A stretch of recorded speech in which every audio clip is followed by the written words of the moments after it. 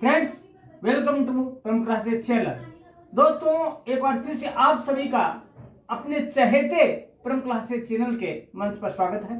Friends, we will know a new topic of CUET exam 2024 and that is communication research. Friends, communication research comes from two words. These are communication and research. Now we will know the both words. Friends, communication comes from Latin word communis. It means the group of people or public. Now we come from research. This this word is also a Latin word that comes from re. It means again, and Christian. It means to search. It means we research or we search again the data which are already in the light. Friends, now know what is the research. In other words, these are the systematic efforts to gain new knowledge is research. Friends, that is the research, communication research. And if the research come in the field of communication, then it called communication research. Friends, now we know the steps for communication research. First of all, that is study of situation. Friends, first of all, we will decide a topic of study or environment in which we will the research. But friends, second topic is we will decide the problem which will be research. Friends, study subject or topic is vast and problem is a small part of this study topic. Friends, we will know or we will decide first of all the problem of the study, decide the problem, what we will do or where we will research. Next is development of objective. What is the objective of our study? To conclusion, to gain new knowledge or a new study. Friends, these are objectives. What we want to do, that will be decided in the third step. Now fourth is formation of hypothesis. Friends, hypothesis is based on the assumptions. Friends, they help a researcher to go near the results. Friends, they may be proved or not proved. We can say these are like a dream or our hypothesis. Friends, a researcher assumes that what will be proved or not, and he has some hypothesis in his mind that it may be or it not may be, right? And now next step is reviewing the relevant literature. Friends, when we are going to do research in any topic, we should review or read the literatures, the already works done on the topic. Friends, literatures help us the guideline or it may be guideline for us to research about topic. Friends, now we come on other deciding the research design. Friends, we knew the types of research design in our previous video. Friends, research design helps to a researcher to think or decide that what will be used, what is the used to do the research. Friends, research design are based on the study topic. If the topic is based on theoretical, then descriptive design will be used. If the topic is based on science, then experimental will be work there. Now friends, we come on the data collection. Friends, there are many types of data, like first of all primary data collection, and second is secondary data collection. Friends, first is observation, interview, scheduling, etc., sampling, right? But in a secondary, we use the published or non-published material. Published, it means the journals, it may be articles, it may be the books, it may be the unpublished diary, it may be the telephone conversation, which are not direct in contact, that are secondary. Now the next step is data analysis. Friends, when researcher collect the data, next step is to analyze the data according to his study. Friends, data collections comes before the analysis, but the data analysis is toughest from the data collection. Friends, there are many different types of data analysis, like tabulation, formulation, variabilization, many. So friends, researchers should be know what or which type of data analysis will be suitable for his study. Now the finding of the result. Friends, when the research is done, completed, then the finding of result is the next step. Friends, a researcher want to find what, where, when, who.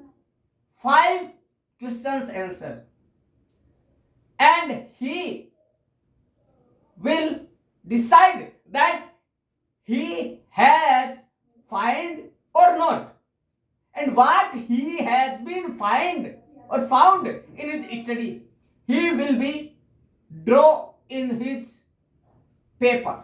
Now friends, we come on the last step of communication, and that is communication research, that is policy formation and the conclusion. Friends, that is the step of presentation or report writing. In this, friends, in this step, a researcher use all his efforts to write a report or present his study like conclusion.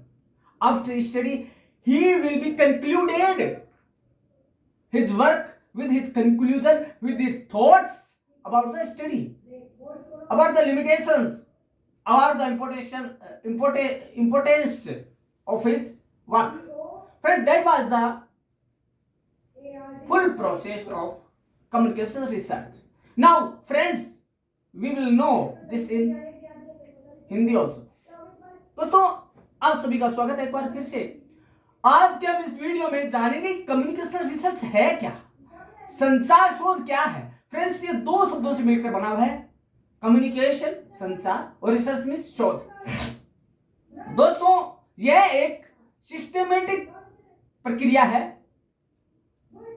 मतलब system से अपनाई गई या क्रमानुगत एक प्रक्रिया, जिसके माध्यम से हम नया ज्ञान या नई जानकारी प्राप्त करने की कोशिश करते हैं। तो फ्रेंड्स बात आती है कि ज्ञान प्राप्त करने की प्रोसेस क्या है और इसके चरण क्या है। तो पहला है स्टडी ऑफ सिचुएशन। फ्रेंड्स हमें करना क्या है, हमें वो टॉपिक तय करना है जिसपे हमें काम करना है, और वो इन्वायरमेंट, वो वातावरण वो का डिसाइड करना है जिसमें हम काम करेंगे, वो निश्चित करना है। फिर आता है आपका फॉर्मेशन ऑफ प्रॉब्लम। हम क्यों रिसर्च करना चाहते हैं, वो प्रॉब्लम क्या है, समस्या क्या है जिसका कि हम निदान चाहते हैं, तो इसका हमें पता करना पड़ेगा। उसके बाद आएगा डेवलपमेंट होगा आपका किसका, ऑब्जेक्टिव्स का दोस्तों। ऑब्जेक्टिव मींस उद्देश्य। मेरा स्टडी का उद्देश्य क्या है, मैं स्टडी क्यों करना चाहता हूं, मैं रिसर्च क्यों करना चाहता हूं, ये मेरा ऑब्जेक्टिव क्या, उद्देश्य क्या है। क्या मैं कोई बीमारी के ऊपर कर रहा हूं, या मेरे को ये करना है कि ये चीजें हुई या नहीं हुई, इन सब का पता लगाना है, या मैं उनको वर्तमान के युग में उसके साथ कोरिलेट करके देखना चाहता हूं। तो ये सारी चीजें जो है वो इसके अंदर आएगी ऑब्जेक्टिव्स के अंदर। नेक्स्ट है फॉर्मेशन ऑफ हाइपोथेसिस, उपकल्पना। दोस्तों कई बार हम काम करते करते ये सोचते हैं नहीं इसका रिजल्ट तो ये आएगा ही आएगा, इसका परिणाम यही होगा। कई बार दोस्तों वो क्या होता है, सही हो जाता है। उपकल्पना क्या होते हैं, वह विचार जो अभी तक प्रमाणित किए जाने बाकी है, या उन्हें टेस्टिंग किया जाना बाकी है, उनका जांच किया जाना बाकी है, तो दोस्तों उसे हम हाइपोथेसिस कहते हैं। और ये हाइपोथेसिस किस पे आधारित है, पूर्वानुमानों पे आधारित है दोस्तों। उसके बाद आता है आपका रिव्यू ऑफ लिटरेचर। दोस्तों रिव्यू ऑफ लिटरेचर में क्या होगा, जो उपलब्ध साहित्य है या किसी ने काम किया है इसके ऊपर, तो उनके रिटर्न में बुक्स है, किताबें हैं, जर्नल है, तो हम उनका क्या अध्ययन करेंगे, जो कि हमारे लिए गाइडलाइन, दिशा निर्देश का काम करते हैं दोस्तों। उससे हमें हेल्प मिलती है कि हमें क्या करना है और क्या हो चुका है और क्या हमें आगे करना है दोस्तों। उसके बाद आता है डिसाइड द रिसर्च डिजाइन। दोस्तों ये सबसे इंपॉर्टेंट है और हमने इसे हमारे पहले वीडियो में भी जाना है, इससे पहले वाले में। तो दोस्तों इसमें क्या होता है, डिजाइन कई तरह के होते हैं, हमने जाना था। रिसर्च डिजाइन है, एक्सपेरिमेंटल होते हैं, डिस्क्रिप्टिव होते हैं, डिस्क्राइब होते हैं और कोरिलेटेड होते हैं। दोस्तों यदि कोई एक थ्योरेटिकल सब्जेक्ट की बात करता है, ह्यूमैनिटीज के सब्जेक्ट की बात करता है, तो उसे करना क्या होगा, उसे डिस्क्रिप्टिव यूज में लेना होगा। इसमें वर्णन होता है, उसमें उल्लेख होता है कई चीजों का, या विस्तार भी होता है। लेकिन यदि उसे साइंस का काम करना है तो क्या करना पड़ेगा, उससे एक्सपेरिमेंटल प्रयोगात्मक जो रिसर्च प्रारूप है, शोध प्रारूप, उसे अपनाना पड़ेगा, क्योंकि लैब के अंदर टेस्ट के बाद उसे प्रमाणित करके वो सामने लिया जाता है या लाया जाता है दोस्तों। उसके बाद आता है आपका डेटा कलेक्शन। फ्रेंड्स जो हमने काम किया उससे संबंधित डेटा कलेक्शन किया जाता है। इसकी बात भी हमने पिछले वीडियो में की, लेकिन मैं वापस बता दूं डेटा कलेक्शन क्या होता है। हमें क्या करना है, सपोज मेरे को करना है कि इस एरिया के अंदर बीमारियों ने पिछले 5 सालों में क्या कोहराम मचाया। तो दोस्तों क्या होगा कि किस उम्र के लोगों को कितना प्रभावित किया। तो मैं क्या करूंगा, मुझे करना यह होगा, रिसर्चर को, शोधकर्ता को यह करना होगा कि वो आयु के आधार पर अपनी डेटा को या अपने जो उत्तरदाता है उनको बांट लेगा, विभाजित कर लेगा, और उसके बाद कितने किस एरिया से आए ये कर लेगा, और कौन सी बीमारी से आहत हुए लोग और उसका प्रभाव क्या हुआ, ऐसा करके डेटा कलेक्शन कर लेगा। लेकिन डेटा कलेक्शन के बाद एक चीज और आती है दोस्तों, डेटा कलेक्शन का मेथड कौन सा काम में लिया उसने। डेटा कलेक्शन कई मेथड है दोस्तों, प्राइमरी, प्राथमिक और सेकेंडरी, द्वितीयक। प्राइमरी में क्या करते हैं, जा के करते हैं, डायरेक्ट कांटेक्ट, जैसे हो गया ऑब्जर्वेशन, अवलोकन करके डायरेक्ट हम जाके करते हैं।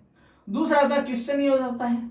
तीसरा होता है फोन पे बात करना, डायरेक्ट हो गया, या वीडियो कॉन्फ्रेंसिंग हो गया। लेकिन हम जब द्वितीयक की बात करते हैं उसमें क्या होता है, प्रकाशित और अप्रकाशित सामग्री काम आती है। प्रकाशित में क्या हुआ, जैसा कि मैंने बताया अभी कि हमने जाना अभी कि यदि किसी का पहले से लिटरेचर है, साहित्य उपलब्ध है, तो उससे हम काम में ले लेंगे, या फिर किसी की डायरी है उपलब्ध तो हम काम में ले सकते हैं, न्यूज पेपर में कोई आर्टिकल है तो हम काम में ले सकते हैं। लेकिन उसके बाद क्या होगा, हमने फाइंडिंग्स क्या की उसे बताना होगा, हमारा रिजल्ट उससे। लेकिन उससे पहले एक चीज हो रहा है दोस्तों, डेटा कलेक्शन तो कर लिया, लेकिन डेटा का एनालिसिस कैसे करेंगे, टेबुलेशन फॉर्म में सबसे जो इंपॉर्टेंट चीज है, ताकि उसमें हमें एक टेबल के अंदर सारी जो है स्थिति का पता लगता है कि एक जगह है सारा काम हो जाए। एक टेबल क्या होती है, टेबल वह एक सारणी है जिसके अंदर समस्या और उसका निदान या कारण और परिणाम दोनों उसके अंदर शामिल होते हैं। तो हमें टेबुलेशन या एनालिसिस करना या उसका विश्लेषण करना या उसको विस्तार से समझाना एक टेबल के अंदर यह आना चाहिए एक रिसर्चर को।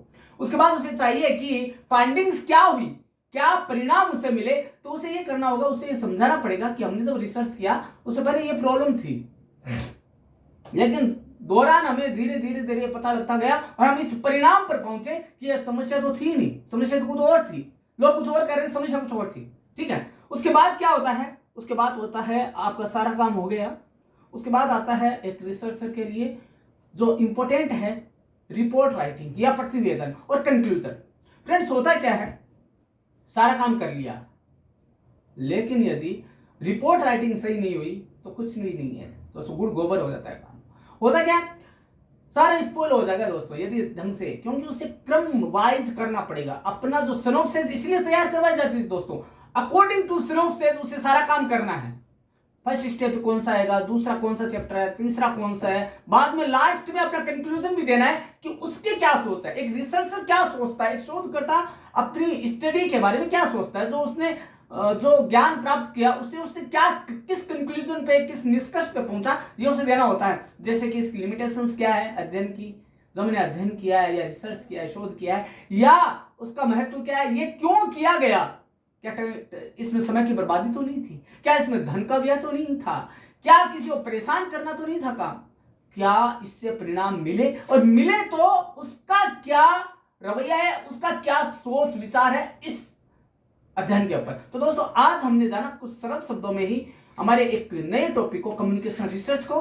तो दोस्तों यह भी उतना ही महत्वपूर्ण है जितने कि दूसरे वीडियो थे और दूसरे लेक्चर थे। दोस्तों सीयूटी के एग्जाम के हिसाब से यूजी और पीजी के अंदर बहुत ज्यादा इंपॉर्टेंट रखता है दोस्तों, इसीलिए आपको इसे यदि आप डेली में देखें हमारी वीडियो तो आपको नुकसान नहीं होगा दोस्तों, आपको फायदा होगा। क्योंकि दोस्तों हर वीडियो में सीयूटी की बात की जाती है आपसे। प्लस दोस्तों अब आपको करना क्या होगा, वही मैं वापस दोहराऊंगा, अपने चहेते चैनल से जुड़ने के लिए या उसे आगे बातचीत करने के लिए, टू वे कम्युनिकेशन करने के लिए क्या करना होगा, आपको बेल आइकन दबाना होगा, सब्सक्राइब बटन दबाना होगा और कमेंट में लिख देना होगा जिसके बारे में आप जानना चाहते हैं। तो देखते रहिएगा परम क्लासेस चैनल। कल हम मिलते हैं इसी समय इसी चैनल के ऊपर। धन्यवाद।